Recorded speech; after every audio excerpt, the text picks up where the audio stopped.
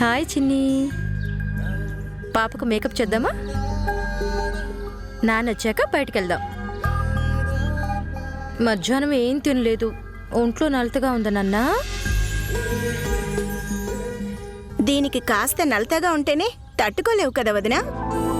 అమ్మని కదా, ఆ మాత్రం కంగారుంటుంది. సొంత అమ్మవైతే కాదు కదా.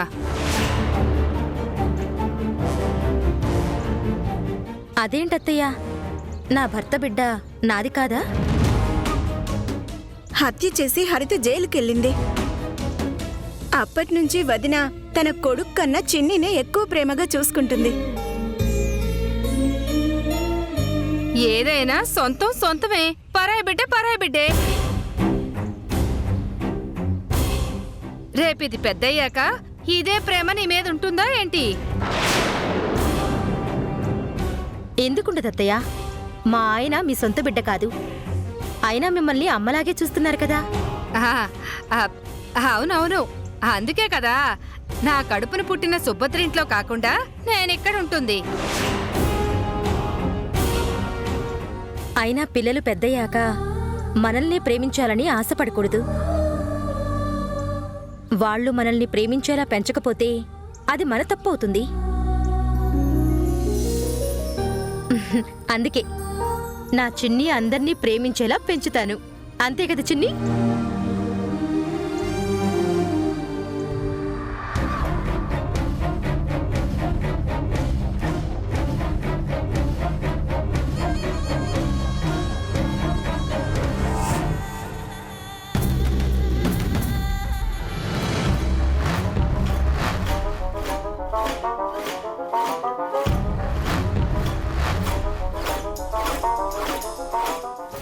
పర్లేదు పర్లేదు.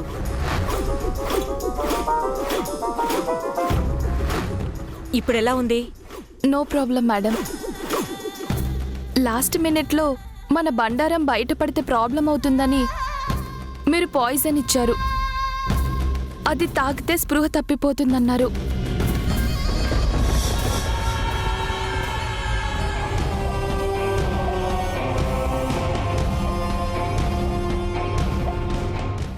అవును, లేదంటే వాళ్ళందరూ కలిసి నిన్నక్కడ చంపేసేవాళ్ళు. చాలా థ్యాంక్స్ మేడం. థ్యాంక్స్ నేనే నీకు చెప్పాలి గీత. చివరిదాకా నా గురించి నువ్వు చెప్పనే లేదు. ఎలా చెప్తాను మేడం? మీరు నా లైఫ్ సెటిల్ చేస్తానన్నారు కదా. తప్పకుండా చేస్తాను. అవును, నీకు ఆల్రెడీ పెళ్ళైనట్టు నాకెందుకు చెప్పలేదు? ఆ సుభద్ర నా మొగ్గుని తీసుకొస్తుందని ఊహించలేదు మేడం. నిజమే, లేదంటే ఆల్రెడీ ఈ పాటికి నీకు దేవత పెళ్ళైపోయేది. కోట్ల ఆస్తికి వారసురాలయ్యేదానివి. అంతా నా బ్యాడ్ లక్ మేడం. పోన్లే, నువ్వు బతికి బయటపడ్డావు, నాకది చాలు. నువ్వు క్షేమంగా ఉండాలని గుడికెళ్ళి నీ పేరిట అర్చన చేయించి వస్తున్నాను.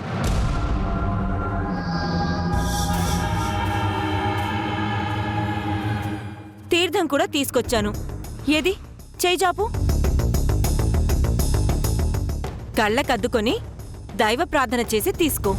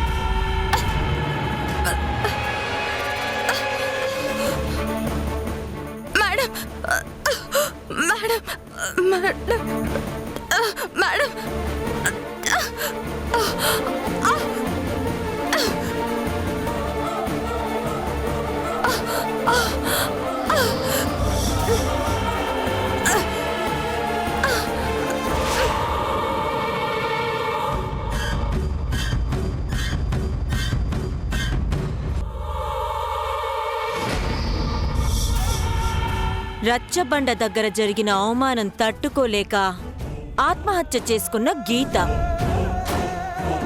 హ్మ్.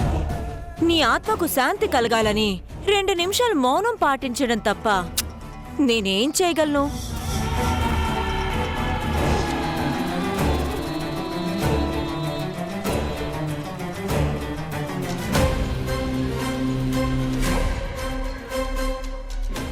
సర్వే జనా సుఖినో భవంతు.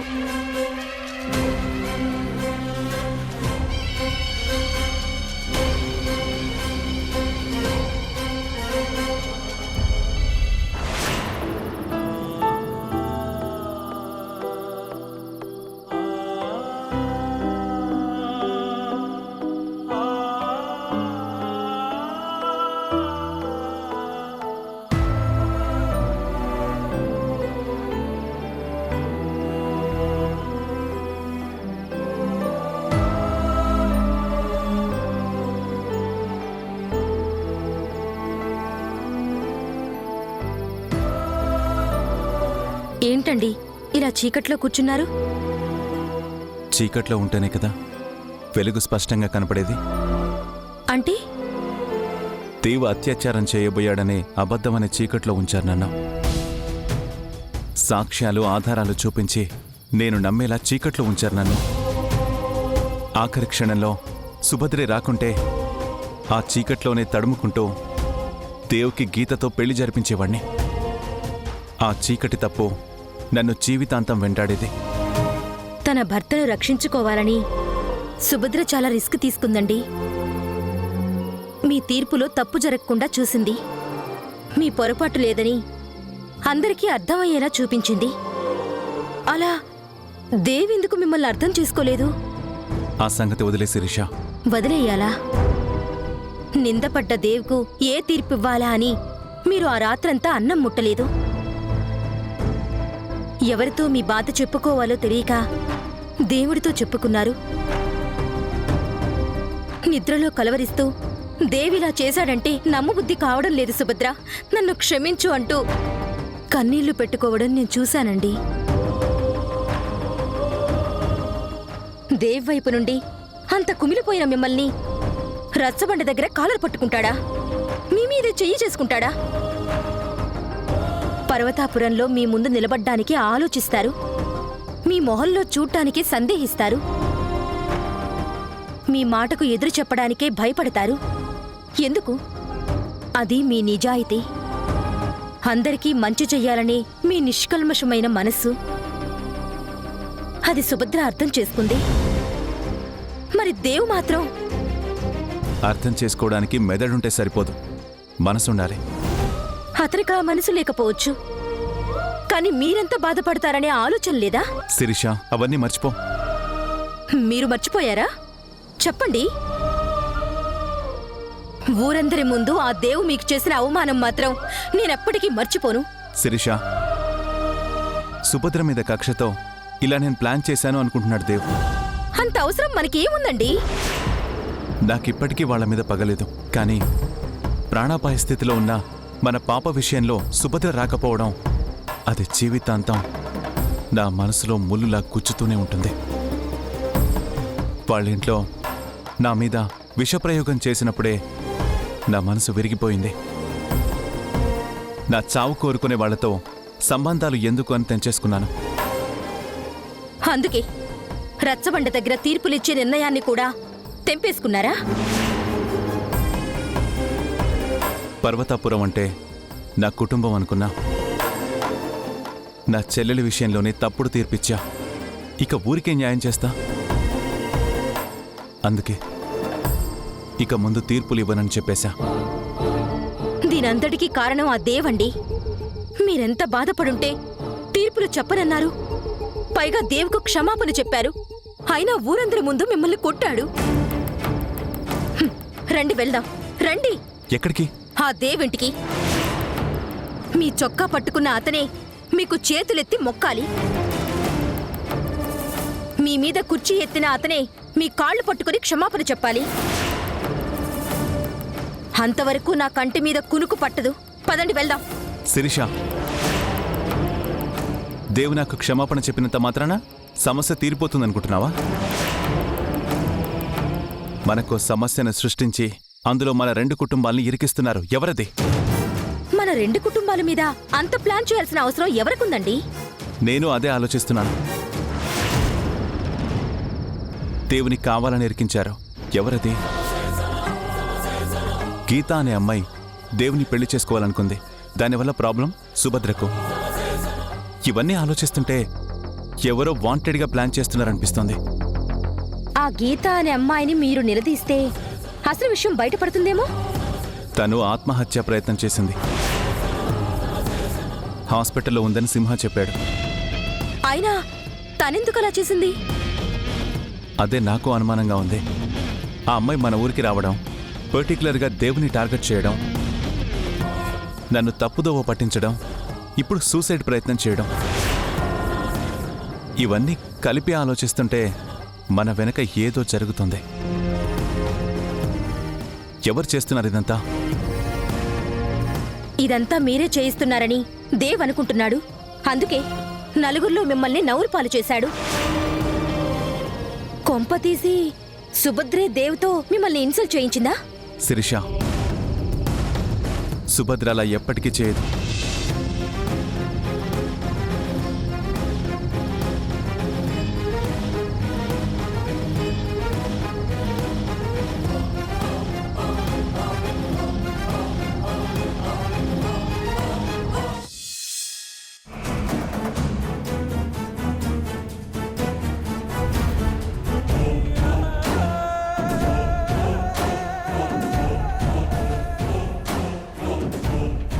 గీత చనిపోయింది.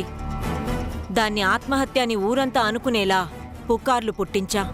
గీత అవమానం తట్టుకోలేక చచ్చిందని అందరూ నమ్మేలా ప్రచారం చేయిస్తున్నా.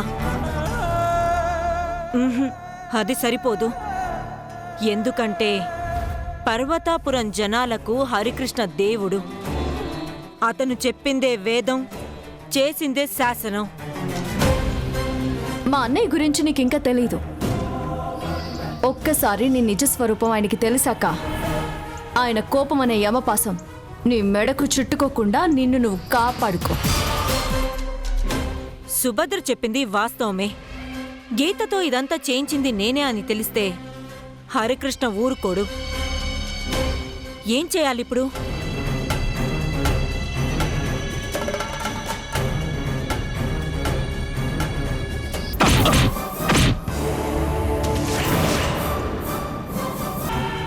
రచ్చబండ దగ్గర హరికృష్ణ మీద దేవ్ చెయ్యి చేసుకున్నాడు.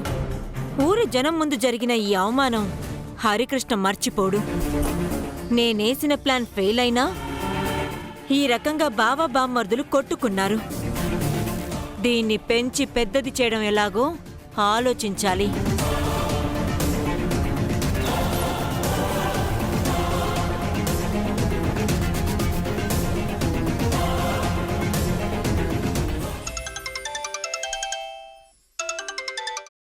హలో యోగి, చెప్పు. నేనేదో విన్నా, నిజమేనా? ఏంటది? పర్వతాపురంలో నేను మీ బావ కట్టేశాడంట. ఎవరు చెప్పారు?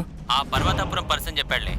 అయితే హరికృష్ణ లాంటి పెద్ద మనిషిని కొట్టడం ఏంటి? అంతా నీ మీద కోపంగా ఉన్నారంట. ఉంటే ఏంటి? ఎవడొచ్చి ఏం చేస్తాడో అది చూస్తా. ఏంట్రా, ఏమైంది? ఏం లేదన్నయ్య. మరి హరికృష్ణ కొట్టడం అని వినబడుతుంది.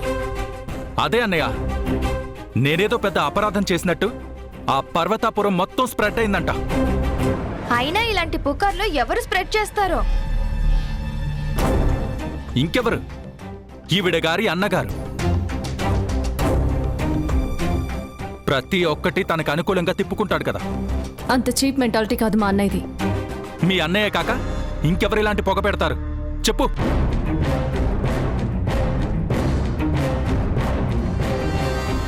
నిప్పు లేందే పొగ రాదు. ఆ పొగ ఎవరు రాజేశారో ముందు ముందు మా అన్నయ్య తేలుస్తాడులే. అబ్బో. సరే దేవ్, ఇప్పుడు ఈ టైంలో ఆ టాపిక్ ఎందుకు? అందరం కలిసి గుడికి వెళ్దామని డిసైడ్ అయ్యాం. గుడికా? మీరు వెళ్ళండి, నేను రాను. ఏ? నా మూడేం బాలేదు. మూడ్ బాలేదు, మన టైం కూడా బాలేదు. అందుకే అందరం కలిసి గుడికి వెళ్దాం అంటున్నా. రేయ్, నువ్వేం చెప్పకు. గుడికి వెళ్ళేదే నీకోసం. అవును దేవ్, అలా రాననకూడదు. రావా? సరేలే, మన పాప ఆరోగ్యంగా ఉండాలని గుళ్ళో పూజ చేపిద్దాం అనుకున్నా. పాప కోసమా? అయితే వస్తాలే. నిన్నెక్కడ కొట్టాలో సుభద్రకి బాగా తెలుసురా. అవును, ఎక్కడ కొట్టాలో తనకి తెలుసు, ఎలా కొట్టాలో వీళ్ళ అన్నగారికి తెలుసు. దేవ్, ఓకే ఓకే, పద.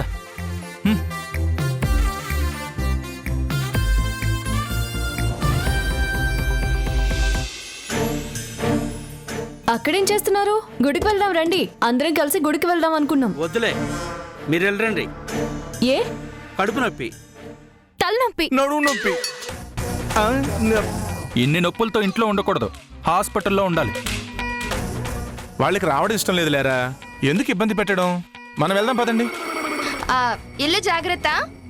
మంచిది.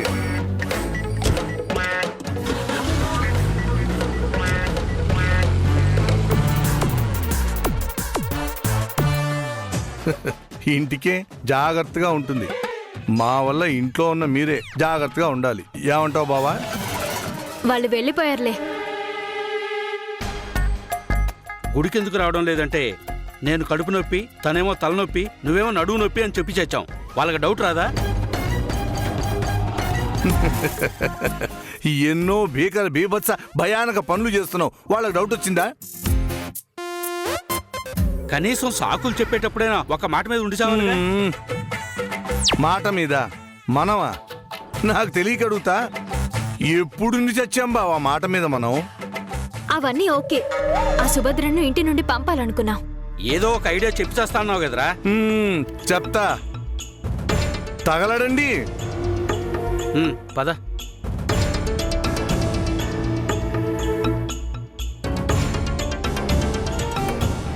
చూడండి మావయ్య, అద్భుతమైన ప్లాన్ నేను చెప్తాను. నువ్వు ప్లాన్ చెప్పు, అది అద్భుతం కదా మేం చెప్తాం. అమ్మా, ప్లాన్ యావరేజ్ అయినా పర్వాలేదు, అమలు చేసేద్దాం. చెప్పు. ఇది యావరేజ్ ప్లాన్ కాదు మావయ్య, ఆటం బాంబు లాంటి ప్లాన్. చెప్తాను, జాగ్రత్తగా వినండి. ఒక అమ్మాయిని రేప్ చేశాడని దేవిని కట్టేశాడు కదా హరికృష్ణ. అవును. దాన్ని మనం రివర్స్ చేస్తే? హరికృష్ణ రేప్ చేశాడని మనం చెట్టు కట్టేద్దామా? చిచి కాదు. సుభద్రతో నాకు లింక్ ఉందని ఎవడో ఒకడెళ్ళి హరికృష్ణతో చెప్తాడు. అంతే, సుభద్రను రచ్చబండ దగ్గర కట్టేస్తారు. ఇదంతా దేవ్ నమ్ముతాడు. అంతే, సుభద్రను దేవ్ ఇంటి నుండి గెంటేస్తాడు. అంతే. ఎలా ఉంది మావయ్య నా ప్లాన్? మేమే అరాచకానికి ఆధార్ కార్డు అంటే నువ్వు పాపిష్టి పనులకి పాన్ కార్డులా ఉన్నావుగా. నువ్వు ఇలాగే అంటూ ఉంటావులే. మీరు చెప్పండి మావయ్య. వాడి మాట నా మాట కూడా అమ్మా. ఓసారి ట్రై చేయొచ్చు కదా మావయ్య. ట్రై చేస్తే కట్టేసేది సుభద్రని కాదు, నన్ను మా బావని. అదేంటి?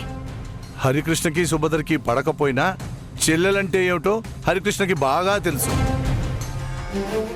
మా దేవుగాడేమో పెళ్ళాం మీద ఇగవాలన వెతికి మరీ చంపేస్తాడు. ఇంత నింద వేశామని తెలిస్తే ఇక అంతే. ఉప్పు పాత్ర వేస్తాడు. అయినా ఈ పేద బ్రెయిన్తో ఎందుకు లేదు కానీ బావా, నేనే కాస్ట్లీ ఐడియా చెప్తాను. ఏంటది? మొన్న 50,000 అడిగాను కదా. 50 కాదురా, 25. అది మాత్రం గుర్తుంటుంది. సర్లే చెప్తా. చెప్పాకిస్తా. డన్. ఇద్దరు దగ్గరికి రండి. దేనికి? దండం పెట్టుకోవడానికి. రండి. ఈ సంగతి మూడో కంటికి తెలియకూడదు. సర్లే చెప్పు. గుడి నుండి సుభద్ర తిరిగి వస్తుంది. నీకు ప్రసాదం ఇవ్వడానికి నీ గదికి వస్తుంది. ఇంతవరకు నాకు ఎప్పుడు ప్రసాదం ఇవ్వలేదురా. అబ్బా, ఇప్పుడు పెట్టేలా నేను చేస్తా బావా. సరే. నువ్వు సడన్ గా అబ్బా తల పగిలిపోతోంది, అబ్బా తలనొప్పి అని గిల్ల ఆడిపోతావు. ఆ తర్వాత నీ చేత్తో ఒక కప్పు కాఫీ ఇవ్వమ్మా అని సుభద్రని అడుగుతావు. ఇస్తుందంటావా? ఇస్తుంది బావా, ఇచ్చేలా నేను చేస్తా. సుభద్ర కాఫీ కప్పు తీసుకొస్తూ ఉంటుంది. Tension buildup. సడన్ గా నేనొచ్చి అమ్మా గొంతెండిపోతుంది, గుక్కెడు మంచినీళ్ళు ఈ తల్లి అని బతిమాలతాను. ఇస్తుందంటావా? ఇస్తుంది, ఇచ్చి తీరుతుంది. ఎందుకంటే అక్కడ ఉన్నది నువ్వు కాదు, సుభద్ర. తర్వాత ఏంట్రా? సుభద్ర వంటింట్లోకి వెళ్ళగాని నా జేబులో ఉన్న టాబ్లెట్ తీసి నువ్వు తాగబోయే కాఫీలో పడేస్తాను. మోషన్ టాబ్లెట్సా? ఎమోషన్ కట్ చేయకు బావా. సుభద్ర కాఫీ తీసుకొచ్చి నీకిస్తుంది, నువ్వు తాగుతావు. ఆ తర్వాత పోతానా? కాదు. అయ్యో అయ్యో, నా కళ్ళు కనపట్లేదు, నా కళ్ళు కనపట్లేదు, నా కళ్ళు పోయాయని లబ్బో దిబోమంటావు. అందరూ పరిగెత్తుకొస్తారు. ఏమైంది నాన్న అంటాడు దేవు, కళ్ళు పోయాయి నాన్న అంటావు నువ్వు. బాగుందిరా, చెప్పు చెప్పు. ఏంటి కళ్ళు పోవడమా? నేను మెల్లగా మ్యాటర్ లీక్ చేస్తాను.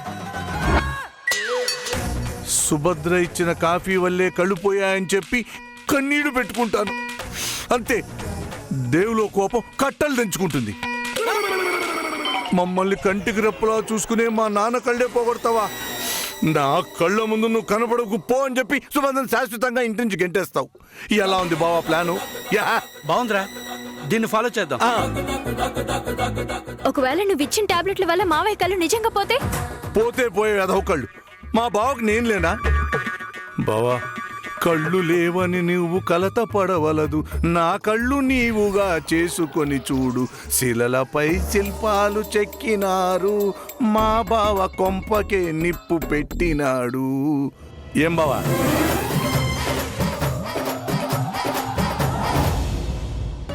అమ్మా సుభద్ర, నువ్వు చాలా ప్రమాదంలో ఉన్నావమ్మా. మీ భార్యాభర్తల్ని విడతీయాలని, మీకు అపకారం చేయాలని చూస్తున్నారు. నాకు తెలుసన్నయ్య, అది ఎవరో కాదు. అదెవరో కాదు, అది కూడా నువ్వే. అక్కడితో ఆపు. ఏంట్రా ఆపేది? అయ్యో, దేవ్! దేవ్!